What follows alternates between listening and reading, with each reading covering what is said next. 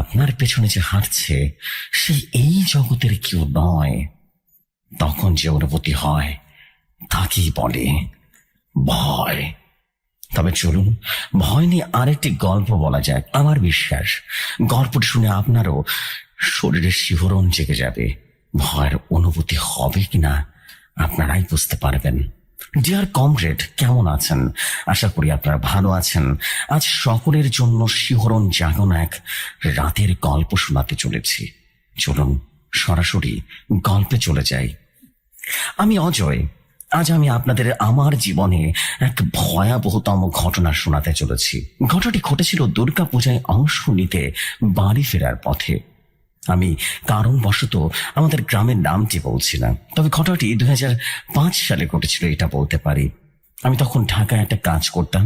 বাংলা আশ্বিন মাসের শুরু থেকে পূজার একটা আমেজ শুরু হয়ে যায় আমাদের গ্রামে, তাই একটু আগেই গ্রামে যাওয়ার জন্য রওনা দিলাম।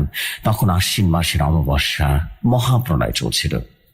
আমি কাজ শেষ করে রাতের শেষ ট্রেনে গ্রামের শহরতলিতে পৌঁছাই। এখান থেকে গ্রামে যেতে হলে বাসে করে 25 কিলোমিটার যেতে হবে। তারপর রিক্সা বা ভ্যান আর 3 কিলোমিটার পায়ে হেঁটে যেতে হবে। বাসে যখন বসেছি তখন মনে হয় রাত 10টা বা 10:30 হবে। গ্রামের কাছে যখন পৌঁছায় গভীর রাত হয়ে গিয়েছে। বাস আমাকে গ্রামের কাঁচা রাস্তার পাশে নামিয়ে অমাবস্যার এক অন্ধকারে বেরিয়ে গেল। এখান থেকে কিছুটা পথ হেঁটে যেতে হবে গ্রামের ছোট বাজারটাতে। কপাল ভালো হলে সেখানেই কোনো রিক্সা বা ভ্যান পেলে ভালো হবে। যদি না পাই তাহলে অনেক সমস্যা হয়ে যাবে, কারণ আমাদের গ্রামের প্রবেশ পথে এমন কিছু জায়গা রয়েছে যেগুলো নিয়ে অনেক ভৌতিক গল্প প্রচলিত আছে। যেমন গ্রামের প্রবেশ পথে মাটির রাস্তা থেকে কিছুটা দূরে ধানের জমির পাশে রয়েছে গ্রামের একমাত্র শ্মশান ভূমি। তারপর রয়েছে গ্রামের পুরনো বট গাছ, যে গাছ নিয়ে অনেক গল্প রয়েছে। তারপর রয়েছে শিমুল গাছ। আরো কত জায়গা রয়েছে। এসব জায়গা নিয়ে কত লোক কথা রয়েছে, কত ভৌতিক গল্প রয়েছে। এই যেমন ছোটবেলায় দাদের কাছে শুনেছিলাম একবার নাকি আমার দাদা এই শ্মশানে অনেক ভয় পেয়েছিলেন। সে ভয়টাই দাদার মৃত্যুর কারণ হয়েছিল। দাদু বলেছিলেন সেদিন নাকি আমার দাদার মা মারা যায় রাতের বেলা। তখন সবাই দাদাকে বলে মৃত লাশ বেশি সময় ধরে রাখতে নেই। তাই সেই রাতে দাদার মাকে শেষকৃত্য করার জন্য নিয়ে যান শ্মশানে। হিন্দু মতে লাশকে শ্মশানে নেওয়ার পর লাশের পাশে বসে থাকতে হয়। শ্মশানের অন্যান্য কাজও চলছিল। তখন হঠাৎ করে আকাশ ভেঙে বৃষ্টি শুরু হয়। তখন অনেক শ্মশান যাত্রী চলে যায় তাদের নিজ নিজ ঘরে। তখন অল্প কিছু মানুষ নিয়ে দাদা অপেক্ষা করতে থাকে বৃষ্টি বন্ধ হবার জন্য। পণ্ডিত মশাই তখন দাদাকে বলে তার মায়ের লাশের পাশে বসে থাকতে। দাদা একা একা এই ঝড় বৃষ্টির মধ্যে তার মায়ের লাশের পাশে বসেছিলেন। সেদিন যেন বৃষ্টি থামার কোনো নামই নিচ্ছিল না। দাদারা শ্মশানের একটা টিনের চাউনির নিচে বসে অপেক্ষা করছিলেন। দাদার পাশে মানুষগুলো বেশ ঘুমে ঝিমাচ্ছিল। বৃষ্টির কারণে পরিবেশটাও ঠান্ডা হয়ে গেছিল। চারদিকে ঘুটঘুটে অন্ধকার। হঠাৎ হঠাৎ বৃষ্টির বিশাল বড় বজ্রপাত হচ্ছে, আর সে আলোতে শ্মশানের মধ্যখানে মাঝখানে ঝলকানিতে আলো চলে পড়ছিল। আবার অন্ধকার হয়ে যাচ্ছে। দাদার চোখে ঘুম আসছিল। দাদার হাতটা একটু সরে যায় ঘুমের কারণে। ঠিক তখন একটা বিকট শব্দে বাজ পড়ে। দাদার ঘুম ভেঙে যায়। দাদা হকচকে উঠে। দাদা খেয়াল করে তার হাতটা লাশ থেকে সরে গিয়েছে। দাদার ঘুমের ঘরে আবারও লাশ ধরার জন্য হাত বাড়ায়, কিন্তু লাশের খাটিয়াটা কিছুই নেই। দাদা তাকিয়ে দেখে লাশের খাটিয়ায় শুধু পড়ে আছে সাদা কাফনের কাপড়টা। দাদা চিৎকার করে সবাইকে ডাকে। পণ্ডিত মশাই বলেন সর্বনাশ হয়েছে, দাদার মায়ের শরীরে প্রেত ধরেছে। পণ্ডিত মশাই দাদাকে অনেক বকাঝকা করলেন। সবাইকে বেশ সাবধান হতে বললেন, কারণ বিপদ এখন তাদের আশেপাশে। দাদার মায়ের শরীর নিয়ে ঘুরছে। পণ্ডিত মশাই কি সব মন্ত্র পড়তে শুরু করলেন। দাদা সবাইকে অনুরোধ করে তার মায়ের দেহ খুঁজতে। কেউ রাজি হচ্ছিল না। সবাই যেন এক প্রকার ভয়ে রাম রাম হয়েছিলেন। কিন্তু দাদা নিজের ভয়কে উপেক্ষা করে সবার নিষেধ অমান্য করে এই ঝড় বৃষ্টির মাথায় অন্ধকারে খুঁজতে বের হয়ে যায় তার মাকে। সবাই অনেক ডাকে, কিন্তু দাদার মাথায় তখন তার মায়ের দেহ রক্ষা করার ভূত চেপেছিল। দাদা অন্ধকারের মধ্যে শ্মশানের এদিক সেদিক দেখছিল। দাদা সেই টিনের ছাউনি থেকে বের হতে আকাশ ভাঙা বৃষ্টি নেমে আসে দাদার মাথায়। চারদিকে ব্যাঙের ডাক আর শোষো বাতাসের শব্দ শোনা যাচ্ছিল, আর মাঝে মাঝে বজ্রপাতের বিকট শব্দ, আর এছাড়া কোন শব্দ নেই। দাদা ঠান্ডা মাথায় কাঁপতে কাঁপতে অন্ধকারে তার মায়ের দেহটা খুঁজে যাচ্ছে। কাদায় হাঁটতে কষ্ট হচ্ছে, বারবার পা পিছলে যাচ্ছে। তখন দাদার মনে কোনো ভয় নেই, তিনি চোখ বন্ধ করে বড় বড় করে খুঁজে যাচ্ছেন। তখন দাদা হাঁটতে হাঁটতে শ্মশানের একটা কোণে চলে আসেন, একটা ঝোপঝাড়ের কাছে চলে আসেন। দাদা তখন সে ঝোপের মধ্যে কেমন একটা খচখচ করে শব্দ শুনতে পায়। দাদা সেই শব্দটা অনুসরণ করতে করতে এগিয়ে যায় সেদিকে। দাদা সেই ঝোপের কোট গাছের মধ্যে দিয়ে এগিয়ে দেখে অন্ধকারে মানুষের মতো একটা অবব মাটিতে বসে কিছুটা করছে। তখন দাদা সে অববের পেছনে দাঁড়িয়ে জিনিসটা দেখার চেষ্টা করছিল। ঠিক তখনই আকাশ আলোকিত করে একটা বজ্রপাত হলো। সেই আলোতে দাদা দেখলেন খালি গায়ে কেউ একজন মাটিতে বসে কিছু করছে। সে খালি গায়ের মানুষের সামনে দুটো পা মাটিতে শুয়ে আছে দেখলেন। বিষয়টা এমন যেন কেউ একজন মাটিতে শুয়ে আছে, তার পাশে বসে আছে একজন খালি গায়ে বসে থাকা কেউ একজন, হেরে ধরে আছে। দেখে মনে হচ্ছে খালি গায়ের লোকটা কিছুটা খাচ্ছে কচমচ কচমচ করে। তখন আবার আকাশের আলো ঝলকানি হলো। তখন দাদা এগিয়ে গিয়ে দেখে যে খালি গায়ে যে মানুষটা বসে আছে সেটা কোনো সাধারণ মানুষ নয়। সে মানুষটি দাদার উপস্থিতি টের পেয়ে পেছনে তাকায় দাদার দিকে। দাদা তখন বজ্রপাতের আলোয় দেখতে পায় একটা বিশ্রী কুৎসিত হিংস্র একটা কালো রক্ত মাখা চেহারা, যার বুকে তার মায়ের কলিজার রক্তে লাল হয়ে গিয়েছে। একটা মানুষরূপী পিশাচ তার চোখের সামনে তার মায়ের শরীর খোঁড়ে খোঁড়ে খাচ্ছে। দাদা এটা শুধু এক পলকের জন্য দেখেছিলেন। সঙ্গে সঙ্গে দাদা পিছিয়ে এসে চোখ বন্ধ করে চিৎকার করে ওঠে। দাদার চিৎকারে ঝড় বৃষ্টির মধ্যেও শ্মশান যাত্রীরা শুনতে পায়, এতটা জোরে চিৎকার দিয়েছিলেন। সঙ্গে সঙ্গে সবাই হারিকেন আর লাঠি নিয়ে খুঁজতে শুরু করে দাদাকে। তারা দেখতে পায় দাদার একটা চোখ বন্ধ করে বিকট চিৎকার করছে, আর তার থেকে দূরে মাটিতে পড়ে আছে দাদার মায়ের ক্ষত বিক্ষত দেহ। বৃষ্টির পানির সাথে রক্ত মিশে মাটিটা লাল হয়ে গিয়েছে। সেই রক্ত পানির সাথে মিশে গড়িয়ে পড়ছে চারদিকে। সবাই দাদাকে ডাকতে থাকে। দাদা ভয় ভয় চোখ করে দেখে আশেপাশে গ্রামবাসী ছাড়া আর কেউ নেই। মাটিতে পড়ে আছে তার মায়ের লাশ। দাদা পুরোহিত মশাইকে সমস্ত ঘটনা করে বললেন। তিনি বলেন, শ্মশানের লাশকে খুব পিশাচ আছে, আমাদের এখন জলদি এই লাশের শেষকৃত্য সম্পূর্ণ করতে হবে। সবাই মিলে দাদার মায়ের দেহটা আবারও কাপড় পেঁচিয়ে নিয়ে আসে এবং টিনের ছাউনের নিচে নিয়ে আসে। কি করবে কিছুই বুঝতে পারছিল না। ঠিক তখনই আকাশ শান্ত হয়ে গেল, বৃষ্টিও কমে গেল। তখন পুরোহিত মশাই সবাইকে বললেন, শোনো শোনো, তোমরা তাড়াতাড়ি চিতা সাজাও, তেলের ব্যবস্থা করো, এছাড়া আর কোনো উপায় নেই, বুঝতে পেরেছো? তখন শ্মশানের ডোম অনেক তেলের ব্যবস্থা করে এবং চটজলদি চিতা সাজিয়ে লাশটা শুয়ে দেয়। দাদা মুখান্দি করলেন, হালকা শুকনো কাঠ আর তেল দেওয়ায় দাও দাও করে জ্বলে উঠল। পুরোহিত মশাই জোরালো মন্ত্র পড়তে শুরু করলেন। দাদা অশ্রু ভেজা চোখে তাকিয়েছিলেন চিতার দিকে। তখন চিতার ভিতর থেকে বিকট মানুষের আর্তনাদ শোনা যায়। মনে হলো কোন জীবিত মানুষকে আগুনে পোড়ানো হচ্ছে। হঠাৎ মৃতদেহটা চিতার উপরে সোজা হয়ে দাঁড়িয়ে যায়। তখন শ্মশানের ডোম এক বিশাল বাঁশ দিয়ে লাশটাকে পেছনে ঠেলে চিতায় নামিয়ে দেয়। পুরোহিত তার বঞ্চপনা আরো বাড়িয়ে দিলেন। দাদা থরথর করে কাঁপছিলেন। অন্য সবাই রীতিমতো ভয় পালিয়ে যায়, আরো আগে পালিয়ে যায়। এখন শুধু দাদা, পুরোহিত আর ডোম শ্মশানের এক বিভীষিকাময় দৃশ্যের সামনে দাঁড়িয়েছিলেন। ডোম চিৎকার করে বললেন, মর শালা মর, আমার শ্মশান থেকে লাশ নিবি, এখন মর। মৃতদেহটি আগুনের উত্তাপে পুড়ে রীতিমতো গলতে শুরু করলো। লাশটি ছটফটানো বন্ধ হয়ে গেছে। দাদা এই দৃশ্যটা দেখে হতভম্ব হয়ে গেলেন এবং এতটাই ভয় পেলেন অসুস্থ হয়ে গেলেন। পরে পুরোহিত মশাই বলেছিলেন একটা পিশাচ মৃতদেহটাকে নিয়ে গেছিল, কিন্তু হঠাৎ দাদা চলে আসায় পিশাচটি মৃতদেহে প্রবেশ করে, আর তিনি মন্ত্র পড়ার কারণে বের হতে পারেননি। তাই চিতার পবিত্র আগুনে মৃত্যু যন্ত্রণায় এমন করেছিলেন। কিন্তু এরপর থেকে দাদা সে রাতের দৃশ্যগুলো ভুলতে পারেননি। প্রতি রাতেই সে দৃশ্য দেখে ঘুম থেকে উঠে কান্না করতেন। দাদা খাওয়া দাওয়া বন্ধ হয়ে যায়। দিনে দিনে দাদা অসুস্থ হয়ে যায়। তারপর হঠাৎ একদিন দাদা মারা যান। আর সে শ্মশানের দাদার কৃত্য সম্পন্ন করা হয়। এই ঘটনাটি তাদের মুখে অনেকবার শুনেছিলাম, আর যতবার শুনেছিলাম ততবারই ভয়ে কাঁটা দিয়ে উঠেছিল। এবার আসি আরেকটা ঘটনায়, আরেকটা বট গাছের ঘটনায়। যে বট গাছটি নিয়ে কয়েক হাজার ভৌতিক গল্প শোনা যায়, মানুষের মুখে শোনা যায়। লোকেরা বিশ্বাস করে যে গাছে এক বৃদ্ধ মহিলা পিশাচ থাকে, আর গভীর রাতে সে পিশাচ মানুষকে ভয় দেখায়, এবং যে তার ভূত দেখেছে সে ব্যক্তি 3 থেকে 4 দিনের ভেতরে মারা যায়। যেমন আমার এক মাস্টার মশাই ছিলেন, তার নাম হারান মাস্টার। তিনি আমাদের অঙ্ক পড়াতেন। তিনি একদিন তার শ্বশুর বাড়ি থেকে ফিরতে বেশ দেরি হয়ে গেছিল। তিনি তার ফিনিক্স সাইকেলটা নিয়ে একটা টর্চ লাইট জ্বালিয়ে ফিরছিলেন।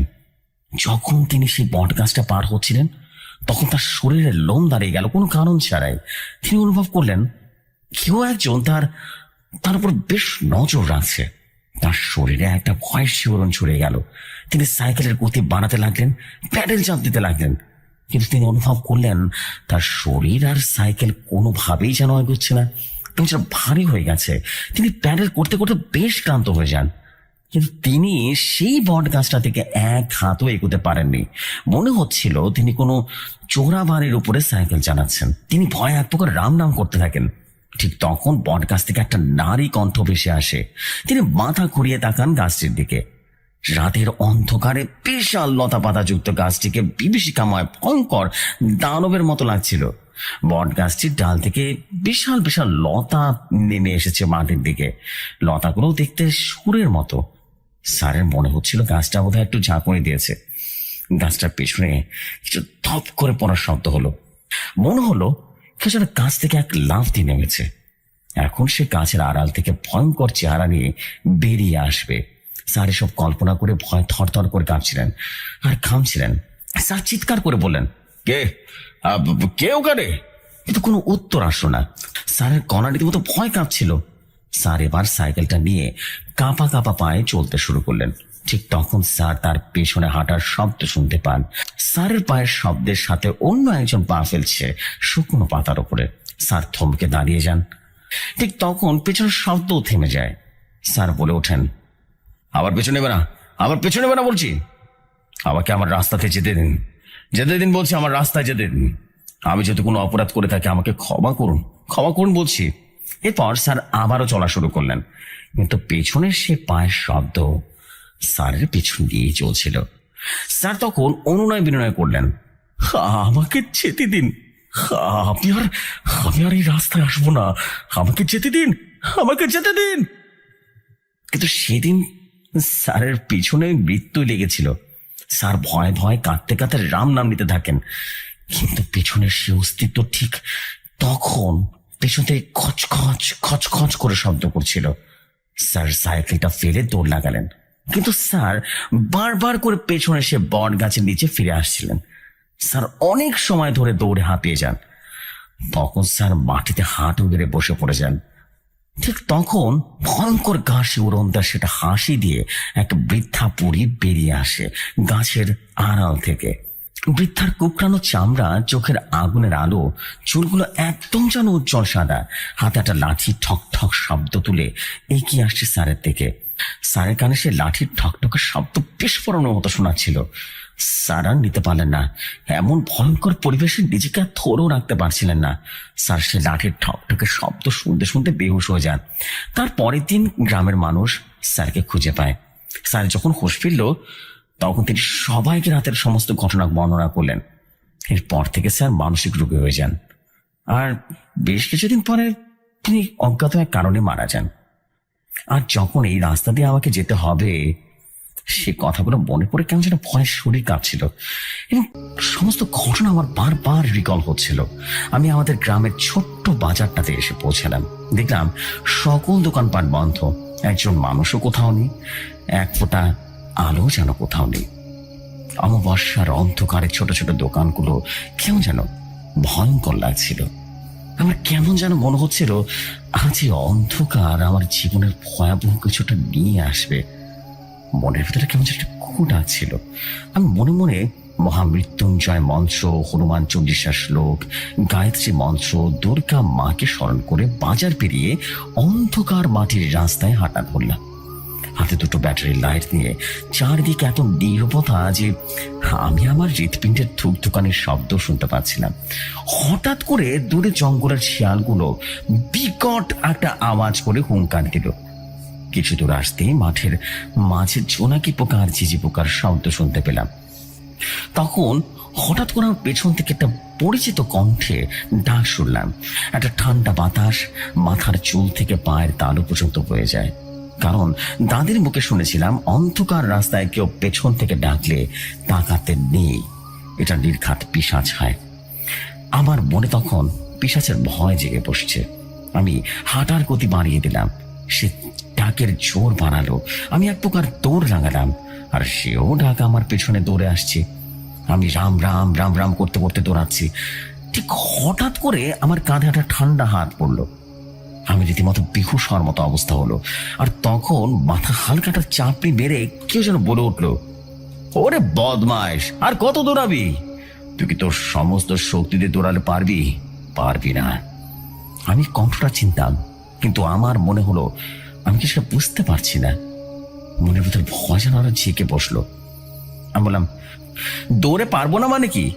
তখন পেছনে তাকাচ্ছি না, ভয় ধর ধর করে কাঁপছি। ঠিক তখনই আমার হাত থেকে লাইটটা পড়ে গিয়ে পাশের জমিতে পড়ে যায়। সঙ্গে সঙ্গে লাইটটা বন্ধ হয়ে যায়। বলে না, যেখানে মৃত্যু ভয় সেখানেই সন্ধ্যা হয়।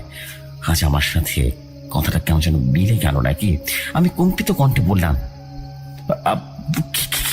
কে? বলুন না আপনি কে? উত্তর এলো, আরে ভীতু, আমি তোর অসীম কাকা। অসীম কাকা? অসীম কাকাকে আমি খুব ভালো করে চিনতাম। উনি আমাদের পাশের বাড়ির এক কাকা। আমি জানতাম তিনি অনেক রাত পর্যন্ত বাইরে থাকতেন। আমি যখন পরিচয় পেলাম আমার মনে কিছুটা শান্তি অনুভব করলাম। আমি পেছনে ঘুরে তাকালাম, কাকার দিকে দেখলাম। আমি তখন অন্ধকারের কারণে কাকার চেহারাটা ঠিকঠাক মতো দেখতে পেলাম না। আর আমার হাতের লাইটটা পড়েছে কোথাও সেটাও এক প্রকার খুঁজে পাওয়া অসম্ভব। কাকার শরীর থেকে পোড়া মাংসের একটা গন্ধ পাচ্ছিলাম, কিন্তু কাকাকে এই ব্যাপারে কিছুই জিজ্ঞেস করলাম না। মনে করলাম কাকা হয়তো বা পোড়া মাংস খেয়েছে। এমনটা আমাদের গ্রামে হরহামেশা হয়ে থাকে। আমরা অনেকবার মানুষের বাড়ি থেকে হাঁস মুরগি চুরি করে পুড়িয়ে বা রান্না করে খেতাম। কাকাও হয়তো বা ওই সময় চুরি করে খেয়েছে, তাই এমন পোড়া গন্ধ বেরোচ্ছে। আর রাত তো অনেক হয়েছে। আমি কাকার সাথে কথা বলতে বলতে হাঁটা লাগালাম। আর কিছুটা পথ গেলেই সে শ্মশান ঘাট। আমাদের সামনে এখন রাস্তার পাশে একটা বন্য গাছের জঙ্গল। আমি অন্ধকার সেদিকে তাকালাম। বিশ্বাস করুন আর না করুন, আমি অন্ধকারের মধ্যে লাল আগুনের মতো জ্বলন্ত একটা চোখ দেখলাম। আমি কাকাকে সেই চোখগুলো দেখাতে চাইলাম। কাকা আমাকে বলল, কোনো দিকে তাকাবি না, কোনো দিকে না।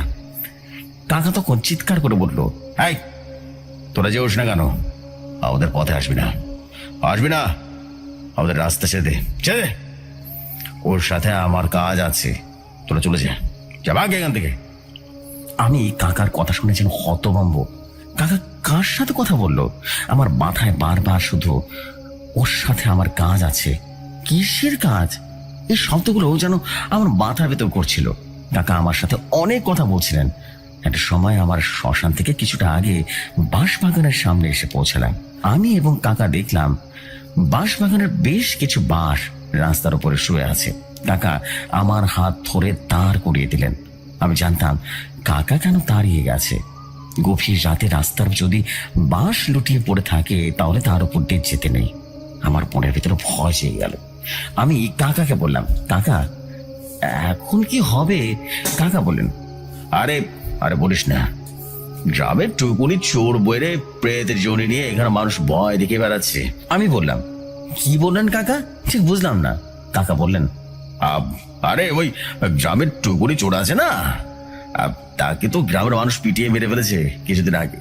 এখন তার ভূত রীতিমতো মানুষের ভয় দেখে বেড়েছে, বুঝতে পেরেছিস? দেখ, এখন আমাদের ভয় দেখাতে এসেছে। তুই দাঁড়া, আমি দেখছি সারা চোরটায় কোথাও লুকিয়ে আছে। তুই দাঁড়া এখানে, কেমন?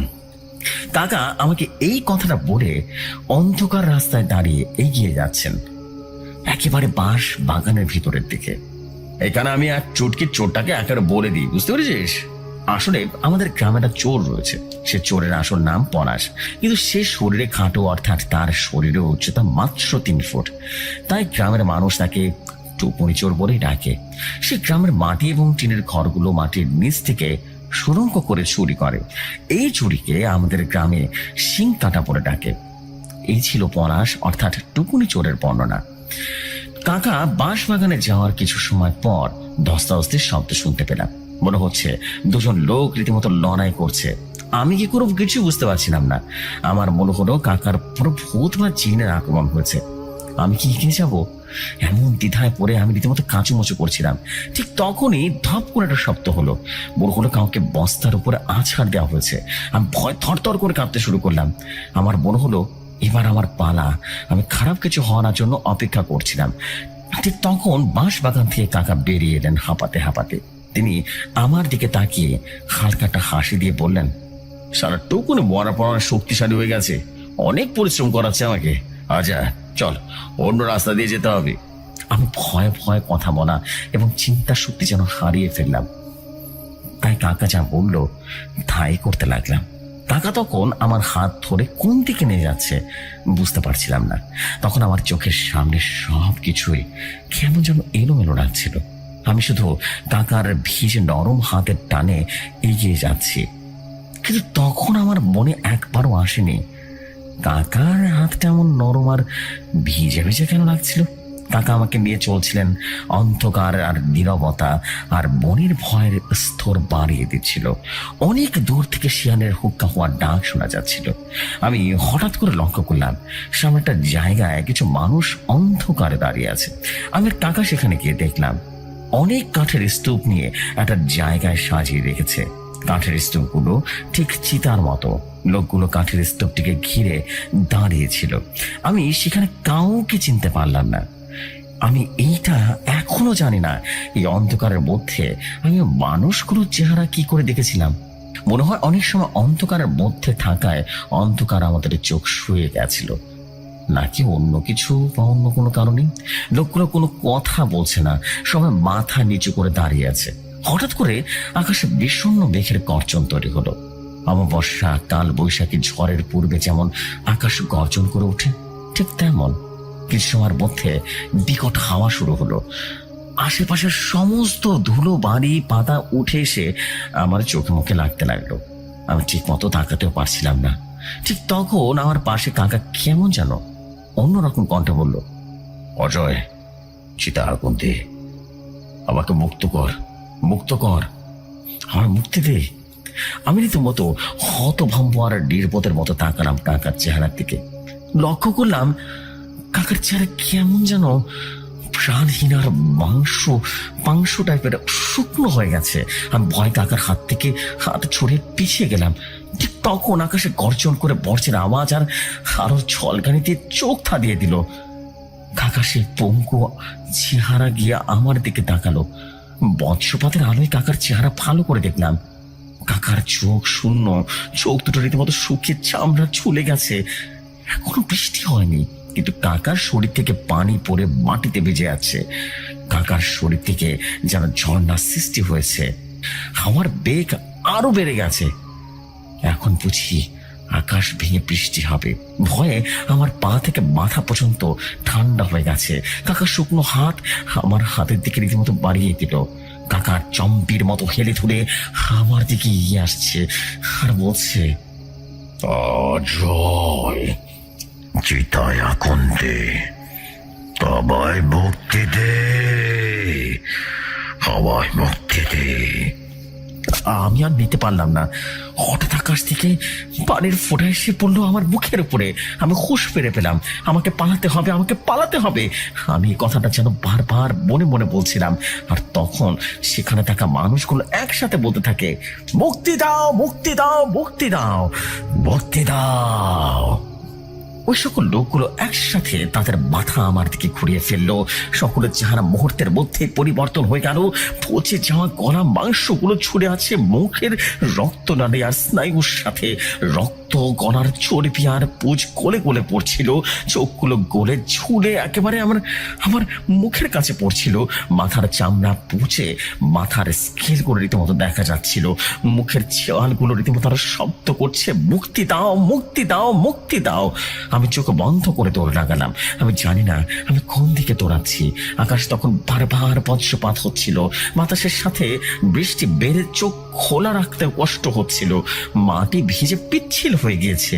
আমি দৌড়াচ্ছি আর দৌড়াচ্ছি, কিন্তু আমি আমি এখন কান পেতে শুনতে পাচ্ছি, অজয় যাস না, আমাকে মুক্তি দে, আমি ভীষণ কষ্টে আছি, আমাকে মুক্তি দে। আমি জানি না আমি কত দূর দৌড়েছিলাম। একটা সময় ক্লান্ত আর ভয়ে বেহুশ হয়ে যায়। যখন আমার হুঁশ ফিরল তখন দুর্গাপূজা শেষ হয়ে গেছে।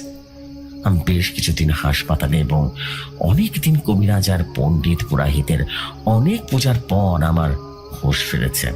আমি সবাইকে সে রাতের সকল ঘটনা বা সকল অভিজ্ঞতার কথা জানালাম। তখন সবাই আমাকে বলল, আমার সে অসীম কাকা বেশ কিছুদিন আগে মাতাল অবস্থায় পানিতে পড়ে মারা যায়। কাকার দেহ যখন পাওয়া যায় তখন মৃতদেহের অবস্থা এতটাই খারাপ ছিল, ঠিকঠাক মতো ক্রিয়াও সম্পন্ন করা হয়নি। কোনো মতে পানি থেকে লাশটা তুলে মাটি চাপা দেওয়া হয়। কাকার পিণ্ডদান, উদ্দেশ্য ক্রিয়া, অন্ত্যেষ্টি কিছুই করা হয়নি। তাই হয়তোবা কাকা মুক্তি পায়নি, আর রাতের বেলা সে মুক্তি লাভের আশায় তার অন্ত্যেষ্টি ক্রিয়া বা শ্রদ্ধা কর্ম করাতে চেয়েছিলেন। তবে আমার কথা শুনে কাকার পরিবার ওনার নামে পিণ্ডদান করেছিলেন গয়া বিহারে। আমার মনে সে রাতের ভয় এখনো কাটেনি। এই ছিল ঘটনা। ওকে জেফরি ভাই, এই ছিল আজকের ভয় নামক ঘটনা। এখন বিশ্বাস করুন বা না করুন এটা আপনার বলছি, কিন্তু ঘটনাটি একেবারে রিয়েল স্টোরি। আজকের মতো বিদায় নিচ্ছি। আমি জাহিদুল ইসলাম, কাতার থেকে বলছি।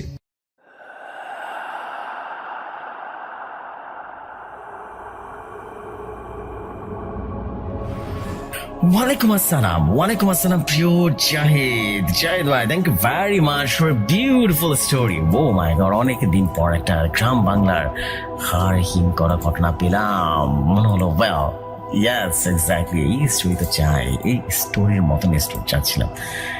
ওয়াও, একদম চোখের সামনে করছিল ঘটনাটা, মনে হচ্ছিল এত সুন্দর detailing story. Oh my God, what a beautiful story bro. Just উড়ে গেছে স্টোরি, সত্যি কথা বলি, জাস্ট উড়ে গেছে স্টোরিটা। বিউটিফুল মারদাঙ্গা স্টোরি ছিল man. Wow, beautiful story man. Thank you very much Zahidul Islam ভাই, থ্যাংক ইউ ভেরি মাচ। অনেক অনেক অনেক ভালোবাসা তোমার জন্য। অ্যান্ড আমি চাই যে বেশি জোস স্টোরি কিন্তু আমরা সামনে আরো বেশি শুনবো। This is the fact. And এই ধরনেরই কিন্তু স্টোরি চাই আমি সবসময় চাই যে হাড় হিম করা ক্রিপি সব স্টোরি থাকবে। সত্যি দিস ইজ অ্যামেজিং।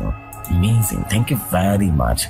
অনেক ভালো লাগছে, and আশা করছি আপনাদের সবার কাছে ঘটনাটি অনেক ভালো লেগেছে।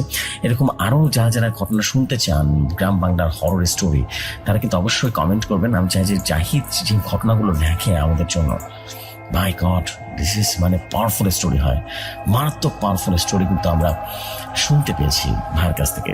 সো আমি বলবো যে আপনারাও যারা যারা শুনছেন বা জাহিদ ভাইয়ের অনেক বড় ফ্যান, তারা কিন্তু অবশ্যই কমেন্ট করবেন, এবং অবশ্যই যেটা করবেন সেটা হচ্ছে সর্বোচ্চ শেয়ার করার চেষ্টা করবেন। আর আপনারা ইন্সপায়ার যদি হয়ে থাকেন তাহলে এই ধরনের ঘটনা দেখবেন। আমি চাই যে প্রতিকথায় খুব ক্রিপি হরফাইড স্টোরিগুলো আসুক, সেটা সবচেয়ে বেশি সুন্দর হয়। আমরা তো সব ধরনের স্টোরি শুনি, কিন্তু ক্রিপি স্টোরিগুলো কিন্তু পাওয়া যায় না, খুব টাফ। সেই জন্য বলবো যে সবসময় চেষ্টা করবেন যে সেরা সেরা ঘটনাগুলো এই ধরনের গ্রাম বাংলার হরর স্টোরিগুলো কালেক্ট করা। সো এই ছিল বিষয়, আমি দেরি করবো না, আমি চলে যাচ্ছি পরবর্তী ঘটনায়। যাই, থ্যাংক ইউ ভেরি মাচ। তোমার একটা স্টোরি কিন্তু আমার কাছে অলরেডি লিস্টেড আছে, ইনশাল্লাহ সেটাও শেয়ার হয়ে যাবে নেক্সট উইকের সোমবারে। সো এই হচ্ছে বিষয়, আর দেরি করবো না, চলে যাচ্ছি আমরা আজকের এপিসোডের পরবর্তী ঘটনায়।